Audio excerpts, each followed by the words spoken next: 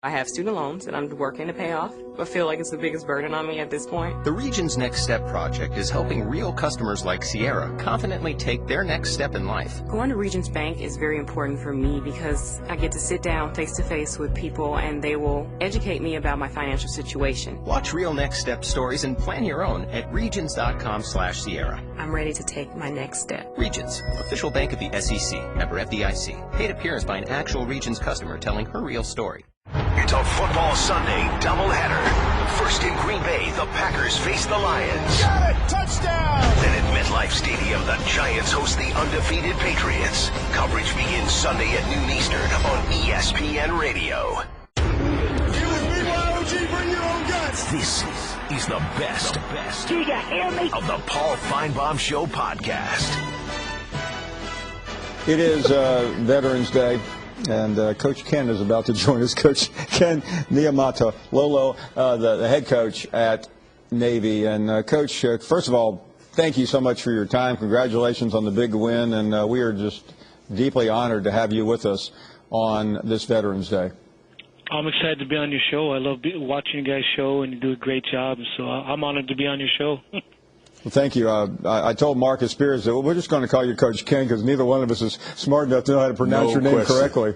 Don't worry, I've been called worse, man. So I'm sure my players probably worse than this. Well, we're delighted, and I know there's a great feeling. You've had a phenomenal year, 7-1, big win over the weekend. But before we even get to that, I mentioned my nephew is a graduate of the academy. And he's a pilot now, and just talking to him and knowing people that have been through that experience, just being the coach there has to be just a tremendous honor, particularly on a day like today. Well, it just puts everything in perspective. You know, I heard you guys talking about the playoff selection, and that's our livelihood, and we talk about it, and we're concerned about what's there. But there's also some things way more important. But fortunately for guys like your nephew and other people that have served, so many of our, family members and people that have served abroad, they do that for us so that we can do what we do and live the lives that we live. So being at the Naval Academy, I'm definitely very cognizant of that and very grateful for all of our people that serve for us. Coach, it's always an interesting dynamic when I think about either being a coach at the Naval Academy or schools that are part of the services. What is that like? What is that intensity like? Is it a different level for those guys, or is it just football at the end of the day on Saturday and they realize that the bigger mission may be later on in their lives? Marcus, I try to think, and I didn't play at a big-time school like you. I played at the University of Hawaii. But I see what these guys go through, and I was like, there's no way I could have done that. Yeah. You know what I mean? If I went to school in the morning and came back and watched Young and the Restless before practice started, you know what I mean, and then went down and got my ankles taped and sat around, and then when it's time to practice, you go and practice. I mean, but these guys, we don't really see them during the day. They're at school. They come here for a 45-minute meeting at lunchtime. Then they go back. Then we get them from, 4 to 6 for everything, practice, treatment, lifting weights. And then they got to go back and study. It is very close, and I talk to a lot of recruits. It's very similar to their high school, just from the standpoint, they go to school, you go to practice, and then you go study. So I have so much respect for them because there's no way I could have done what these guys do. It's just there's so much commitment, and it's way more than football. It's way more than the school part. You also got the military side of it, too. Coach, that's very interesting to me, and I want you to go further with that. With that type of schedule for these guys, how is your preparation different from a normal college coach? Because obviously you have to try to fit some things in that you have to get done in a short window. That's a great question, Mark. And that's the thing we struggle with all the time, and we go over the coaches. We just try to keep the main thing. And sometimes in coaching, the longer you meet during the day, the more plays you draw up. Or you might, you come up with more blitzes, but, is that the right thing to do, have 42 blitzes and 42 checks, or maybe have 3 runs that you're really good at, or 3 base defenses with a couple blitzes? And regardless of what it is, if you can't do it or if you don't understand what you're doing, it doesn't matter. And so we just try to make sure that our guys, I tell our guys all the time, just make sure our plan is simple. Make sure it's clear, guys can play fast, because in coaching sometimes we want to go to the convention and say, yeah, I have 42 checks. I mean, who the heck can make 42 checks? You know what I mean? That doesn't make any sense to me. You know what I mean? Give a guy 2 checks or 1 check. But I think sometimes when you're in the office all day, you start drawing up plays. And it's always funny to me. Then you end up coming back to the thing you started off your meeting with. And you're like, wait a minute, we were at that 4 hours ago. Did it take us 4 hours to figure out we should have ran that base defense? So just try to keep things simple. That's the thing it forces you to do here. Just don't get too complicated. Coach, I know just like with anything, you can only go one game at a time, but last year the Army-Navy game was celebrated not only by the graduates and the followers of both schools, but College Game Day was there. I believe they'll be back this year. That game is extraordinary, but it also puts extraordinary pressure on the coaches. Navy hasn't lost, I don't believe, since 2001. What is that experience like for you as the head coach? Well, it's like you said. I mean, there are a ton of really huge rivalries. Obviously, there's some big ones in the SEC, but I think the one thing that separates the Army-Navy game, it's not a regional deal. It's national, because pretty much everybody in the country knows somebody that either served in the Army or the Navy or Marine Corps. So it touches all of us, and I think that's the thing that separates this game. It's more than a football game. It's about 2 institutions that represent our country, the purity of competition. And the longer I'm here, the thing that I realize that it's more than a football game. You get emails from guys that are serving overseas, and they'll say, hey, for those couple of hours, we were able to, put away what we were doing and, the difficulties that we had to go through to be able to watch a football game. And so, those kinds of things put everything in perspective for you. Absolutely, Coach. You have 32 players being honored Saturday for Senior Day. What's that experience like, and what's next for those guys after they play their last game at Navy? Well, I'm a crybaby, Marcus, and I hate that day because I'm always crying. Because you got so much love for these guys. I'm an emotional person. But to see these guys and recognize everything that they've gone through, I also think about all the things, the bad things I yelled at them, and now they're going to go serve our country. And I feel bad. I'm like, Jimmy Christmas, I yelled at these guys for 4 years, and now they're going to put their lives on the line so that we can have the freedoms that we have, and for my family and I to be able to go out to the movies or go to the restaurant, because we have people like this that are willing to serve for us. So you're just so grateful and so appreciative, and you're grateful that you have young people that are not just worried about themselves, because in today's society it's about what can I get out of it, what's in it for me. But you got young people, young men and young women, that are willing to serve, and it's not about them, it's about just service, and you're just very appreciative. Coach, again, your kindness with your time is something we all appreciate. Best wishes and continued great success to you and all of your team. Thank you very much. Thank you. It was an honor to be on you guys' show. Take care. Thanks, you bet. What a great conversation with Coach Niumatalolo. I mean, it's just really amazing when you think about it. I had a chance a couple of years ago, former quarterback for Navy came up to our show, and he talked about the experience of being the quarterback there, the pressure, but also the ability to be part of that experience. You get to, I think they went to the White House in the aftermath, and just that's the sports aspect of it. But I mean, they take that game. That game is as serious as anything that will ever happen until they get to the next step, and then the game becomes just a memory. But what a great way to start this holiday. Unbelievable. When you think about these guys and all of the cliches that you use in sports in general, but college football, mental toughness, the ability to fight through adversity. And these guys know that better than anybody because they're going to have to deal with life and death situations. It's amazing to hear him speak. But let me say this. A friend of mine, John Feinstein, wrote a book on the Army-Navy game. I've spoken to many people that have played in it. If you don't think that game means a lot, not to the players, but to the generals, you better watch. You better not take that one lightly. Yeah. But what a great thrill! We've talked to him a couple of times in the past, and we're off and running.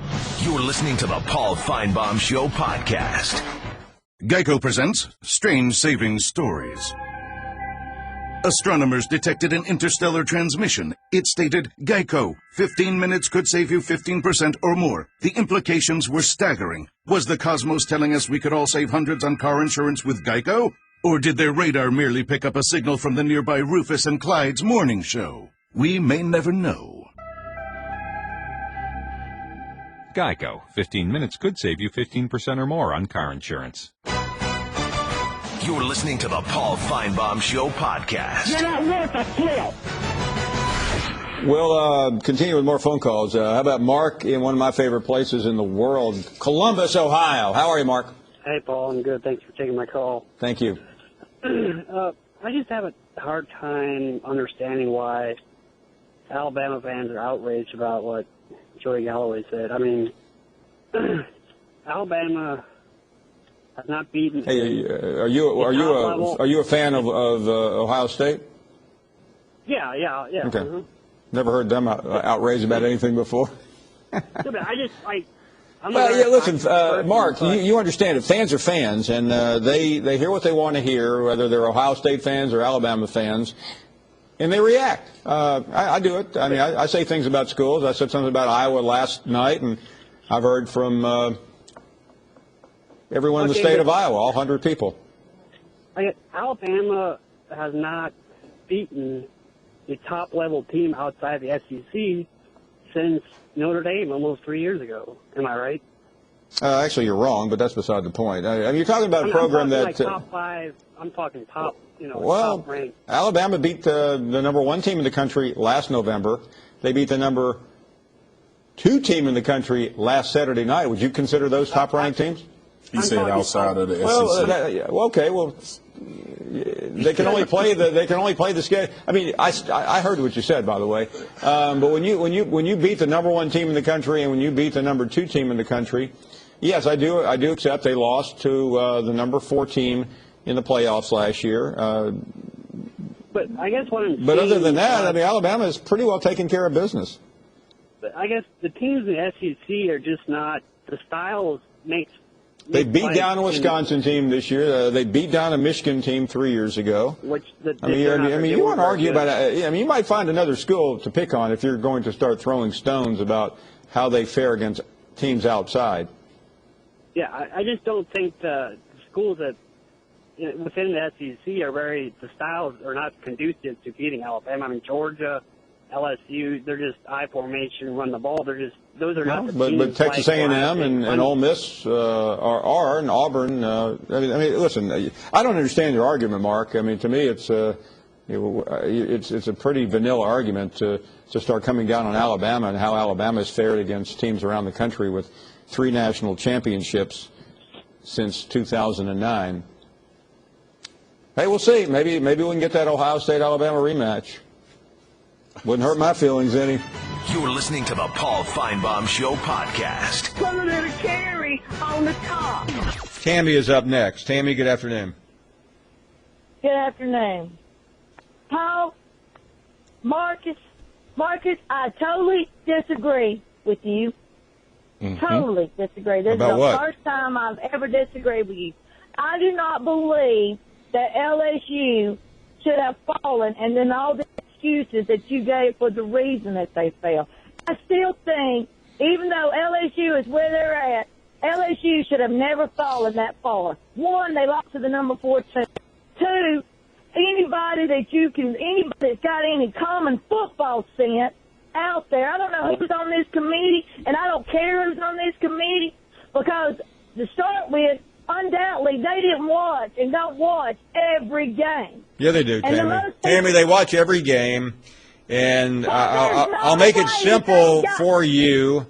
LSU picked the worst time to play poorly. It was the biggest audience of the year in college football. It was the biggest game of the year in college football, and they looked inept, Tammy. Therefore, they were penalized by this committee. I don't care what that committee says. LSU and anybody in LA got Ole Miss slapped out of the game, all the top 25, but yet they kept a little dinky 7 72 at the bottom, and you gonna tell me they knocked on me? Let me tell y'all something. By the way, Tammy, why are you so Let me tell upset you about something LSU? Why do you really care? Because Other than the fact they lost to Alabama. I am an SEC fan, Paul Finebaum. I made you on the SEC network. Do you not work on the SEC network? Well, let me tell you something. I'm an SEC fan, and I don't care who LSU lost to. LSU is still a darn good team. Okay. Yeah, did Les Miles blow it? He did, because his coaching. He blowed it. He dang sure did. He should have had a better plan, just like that dude right before me. Hey, Tammy, listen. Why don't you slow down on the fake outrage, okay? Oh, this ain't no fake outrage, Paul Finebaum. You done made me mad. I was pretty calm when I came in here. She but was. You done made me mad because you want to talk. Let me tell you something, Paul. You are on the SEC network. Tammy, let me say, I'm not sure of many things in my life, but I do know what network I'm on. Thank you very much, ma'am. Committee. You hear me? I don't care how many people's on there. Hey, Tammy, slow down, okay? Slow down. Slow They down. have got, Paul, Hush, they have okay? got the Big Ten. They have got the Tank one. Listen to me, Paul. You listen to me. I'm your caller. You start listening to me for a minute, and then you can respond. I've been listening to you for 10 years, Tammy. Yeah, well, I've been listening to you, too. That's why I keep calling in all the time. Tammy, don't let Paul do it to you.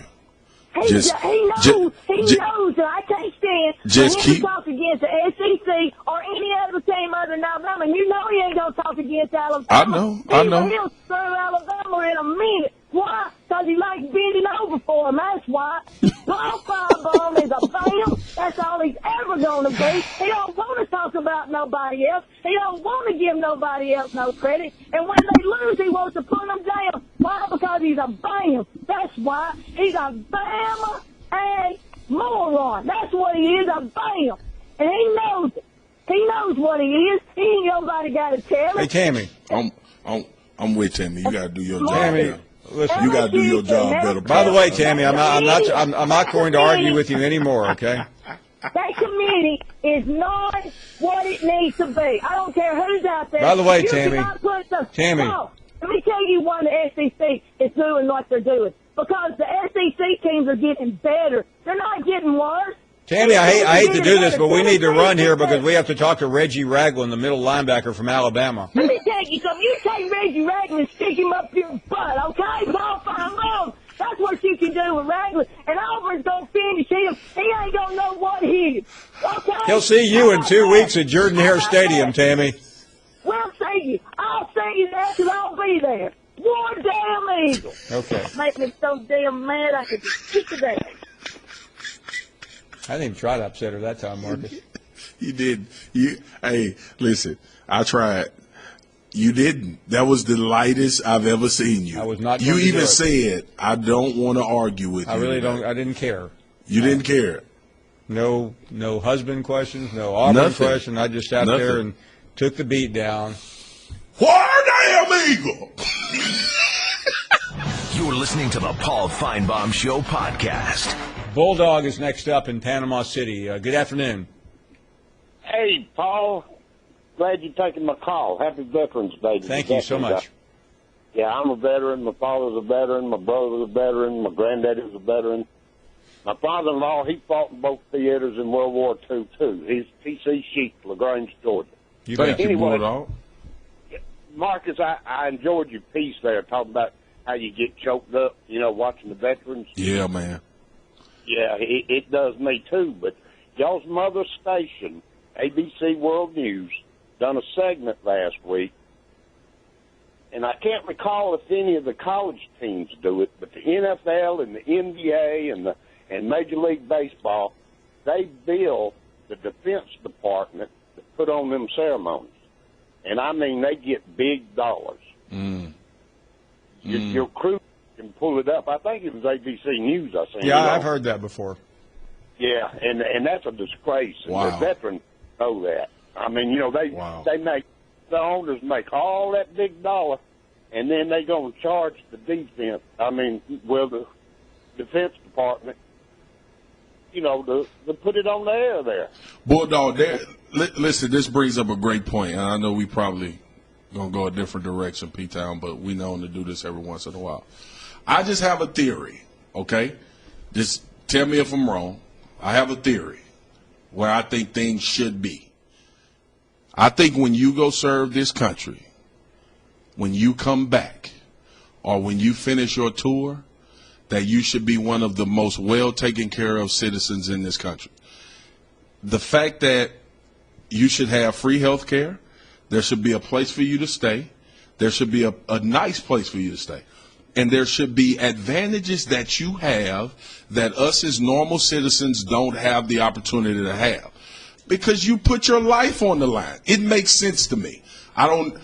Listen, and I know when you get to the political part of it, you talk about budgets and how much money would this cost. Listen, for as many things as we do, there is enough to make sure that these men and women are taken care of when they get back from serving this country. No argument here. You are listening to the Paul Finebaum Show podcast. You're not worth a flip. And now, for Geico's edition of Stuff Found in Your Car, we go inside your side door pocket. Hello, yes, the crumpled receipt with gum in it. From your anniversary dinner, you sprang for expensive wine, your server was Beth. That dinner was a couple $100. Money you could get back if you switched to Geico and saved hundreds of dollars on your car insurance. I bet you'd save that receipt.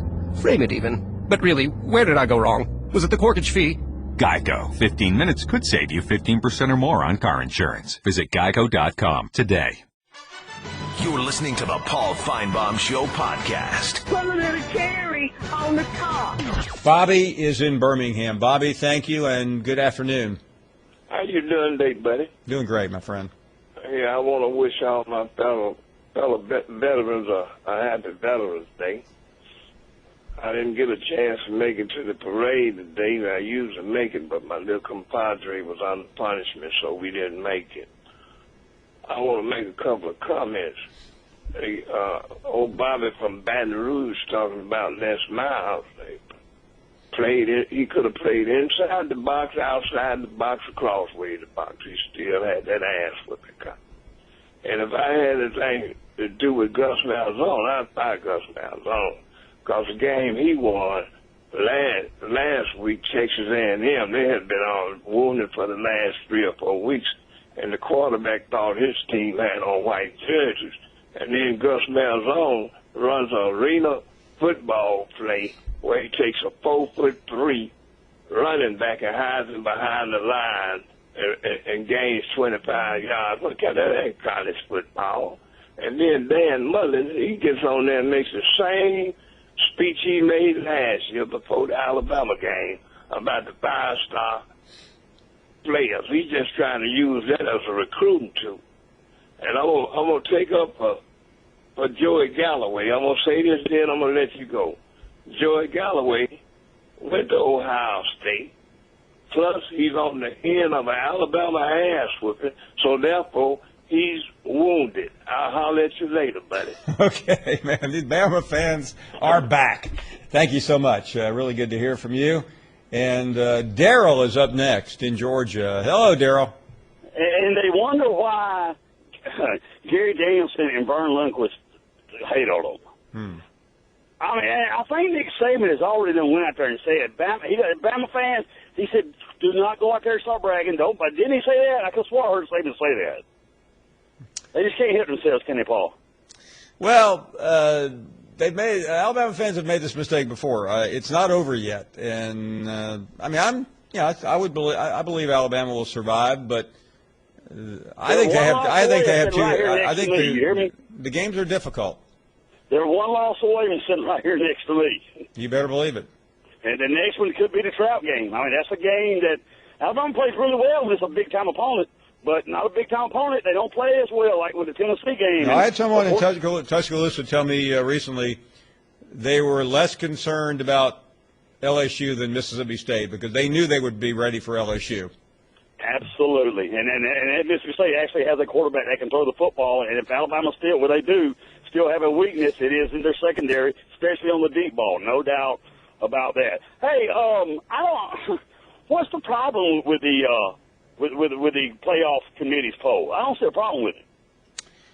I don't. I mean, I think if you look at the top three, I'm in agreement on the top three. I think after that, you have a great debate. I'm not up in arms about Notre Dame. I think the problem with the Big 12 right now is that they didn't play anybody early, and the schedule is backloaded. I think if Baylor runs the table, it will be difficult to keep them out. Probably so. I would disagree with Ohio State being up there. Tell me why Ohio State is the number one team. Well, I'm not sure I understand that. To me, the one that I'm probably the most outraged about is Iowa. I don't get that. Iowa has, I think played one decent non-conference game against Pittsburgh. They played Illinois State, Iowa State, and North Texas. And then they didn't. And then they haven't played anyone of consequence, nor will they in the Big Ten. They don't play. I mean, imagine this schedule. You don't get Ohio State, Michigan, or Michigan State. That's like being in the SEC and not getting Alabama, LSU, and Georgia. Didn't Ohio State lose a coach off of that football team from last year? A pretty good coach, I think, assistant. I think they did. I'll double check. My point is, I'm going to tell you right now, you will find out. It's just a matter of time. We don't know yet because they haven't played nobody. I'm telling you right now, Ohio State will not win the national championship. They're not. I don't care who.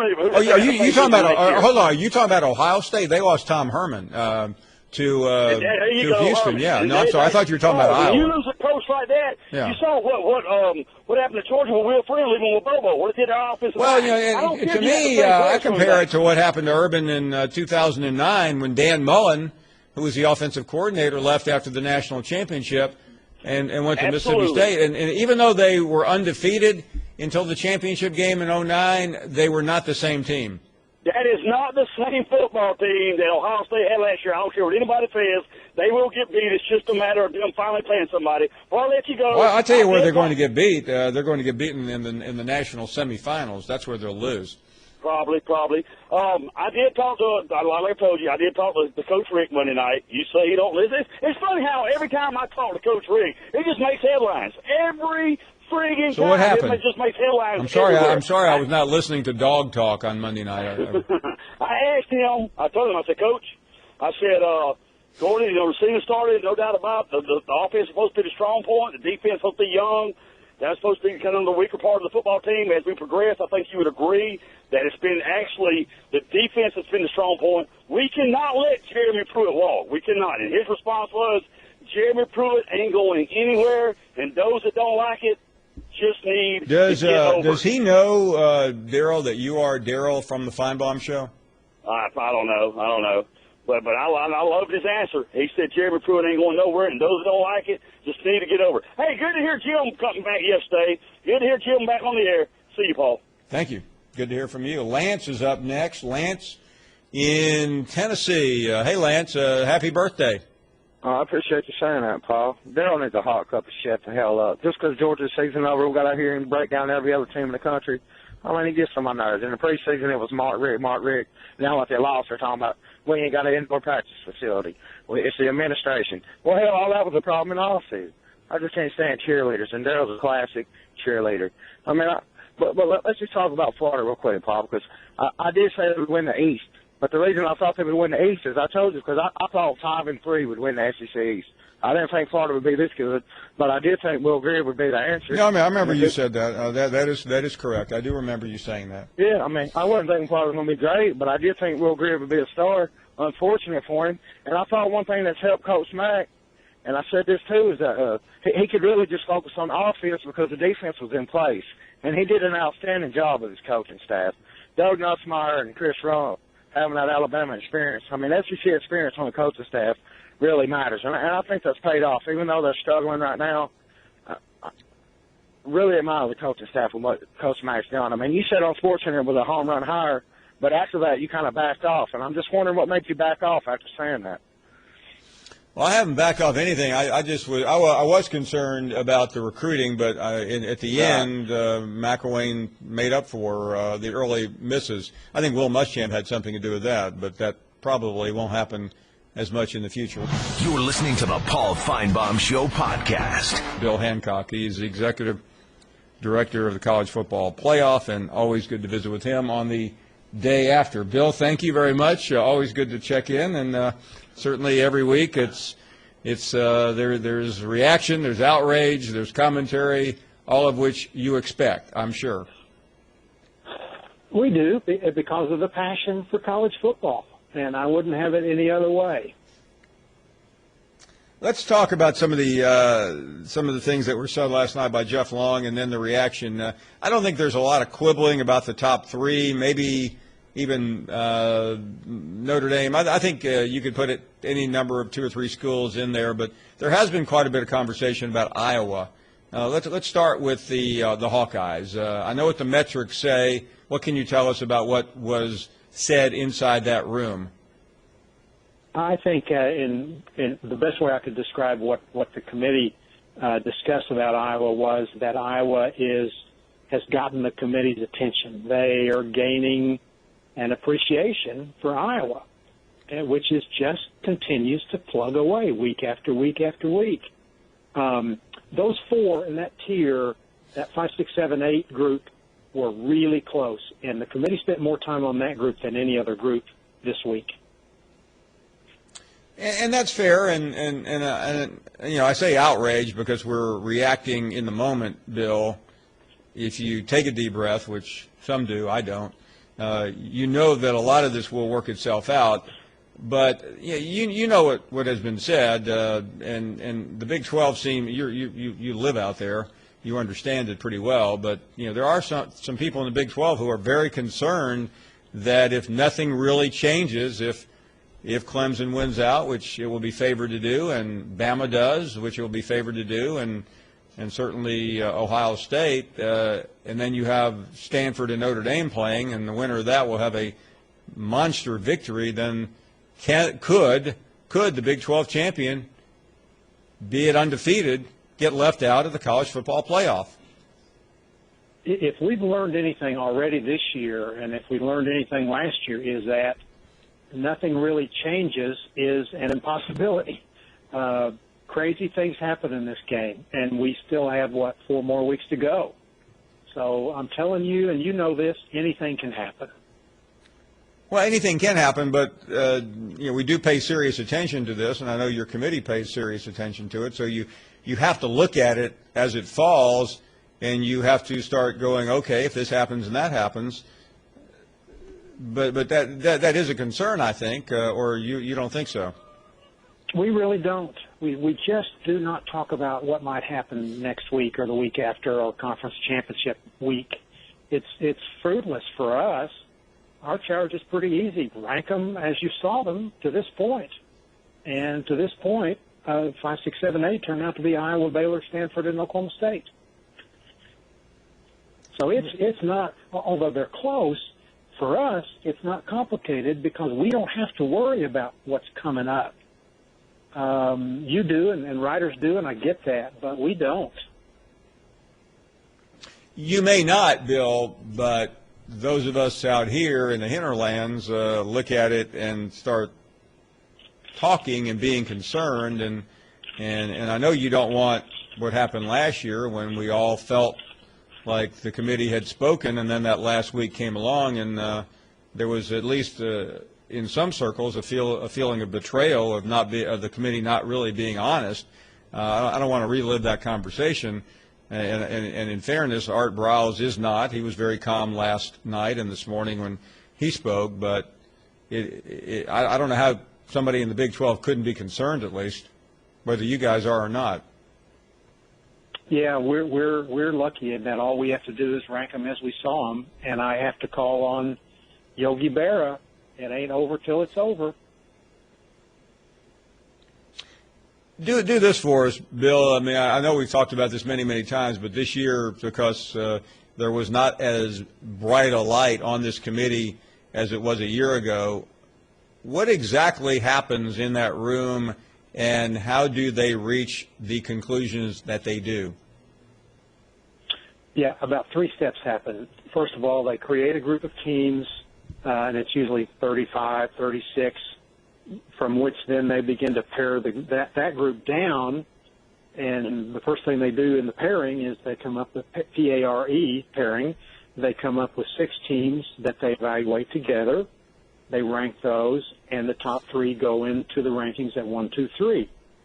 Then they get another 3 teams to go with the 3 holdovers. They rank those, and those become 4, 5, 6, and so on until they get through the top 25. And then they sit back and say, okay, let's look at this again. Do we need to do any revoting? How do we really feel about 3, 4, 5? And this time, a lot of the revotes centered on that group that was so close, which was 5, 6, 7, 8.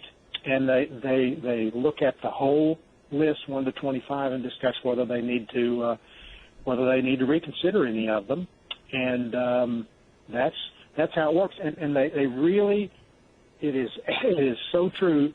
And one of the really great things about this is that they start with a clean sheet of paper every week. They don't have to be influenced by last week's rankings. And that's one of the great things about having this human committee, as opposed to the old polls that we had for, 75 years. Well, Bill, that is true, but it's kind of hard to miss the rankings when they're on every television set you have on in your room.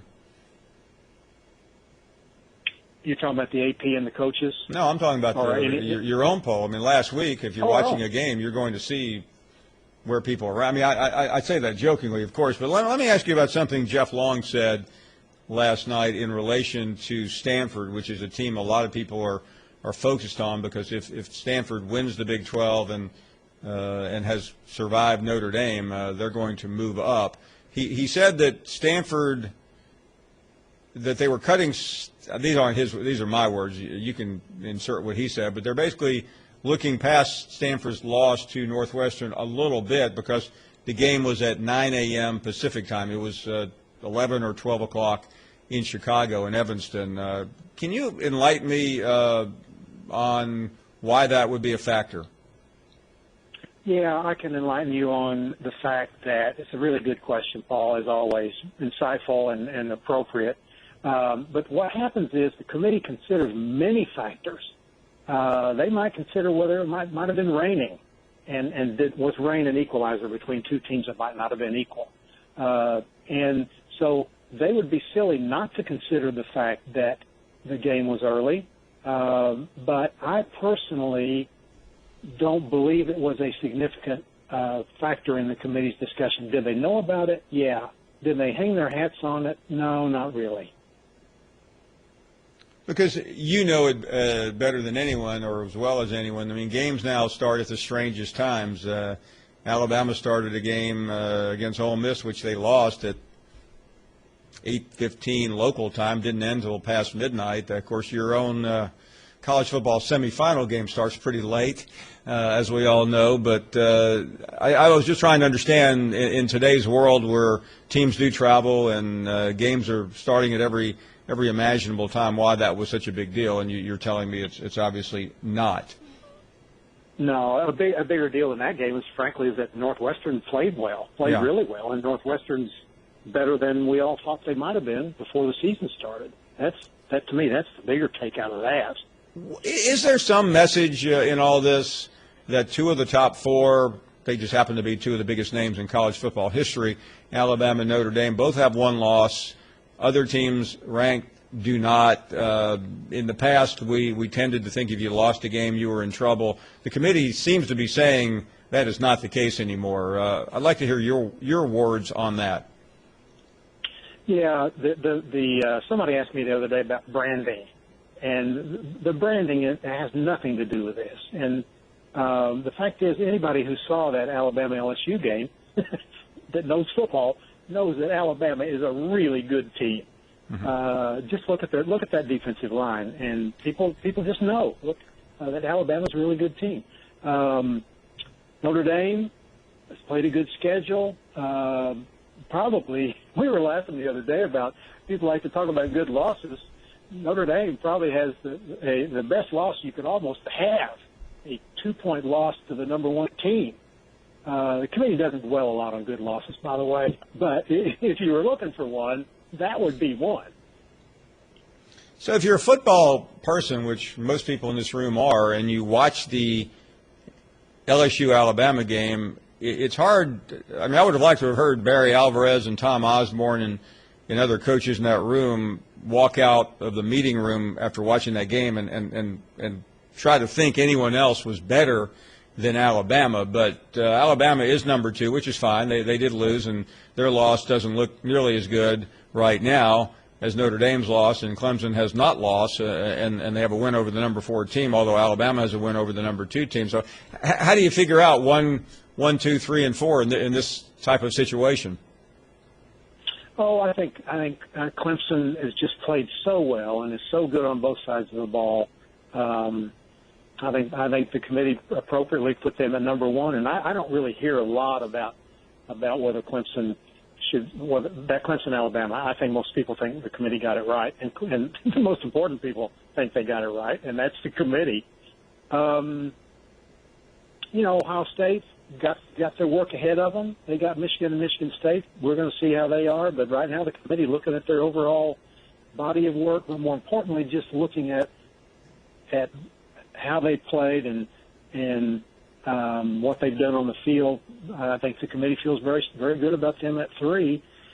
And Notre Dame, again, played good schedule, done well. The victory at Temple that people kind of discounted, could have discounted before the season, now looks like a darn nice victory for them. Mm-hmm. So I think the committee got it right. And I think what you have to ask is, okay, who would you put up at number 4 instead of Notre Dame? Who would you put at number 3 instead of Ohio State? It wasn't difficult for me. I had Oklahoma State, but we'll save that for another time.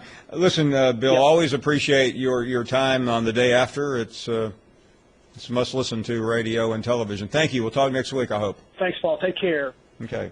Bill Hancock, you very soothing man in the middle of a storm. Thank you for listening to the Paul Finebaum Show podcast. The Paul Finebaum Show airs weekdays on the SEC Network, beginning at 3 Eastern. We're going to have to change the way we think about our finances. The Region's Next Step project is helping real customers like Patrick and his wife Stacy confidently take their next step in life. We definitely need to come together as a team. My Green Insights is helping the couple get on the same page financially. The budget calculator I really liked. Watch real Next Step stories and plan your own at regions.com/Patrick. We're finally working together to take our next step. Regions, official bank of the SEC, member FDIC, paid appearance by an actual Regions customer telling his real story. It's a football Sunday doubleheader. First in Green Bay, the Packers face the Lions. Got it! Touchdown! Then at MetLife Stadium, the Giants host the undefeated Patriots. Coverage begins Sunday at noon Eastern on ESPN Radio.